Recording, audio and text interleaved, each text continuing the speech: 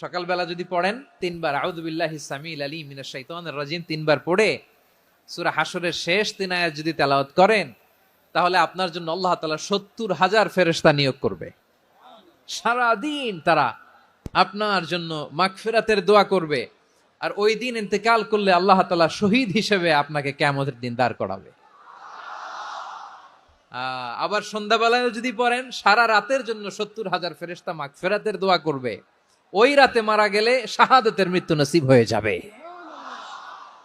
আযকারুস সাবাহি ওয়াল মাসা, সকাল সন্ধ্যার যে জিকির, এই জিকিরের অন্তর্ভুক্ত করে নেবেন এই ওয়াজিফাটা।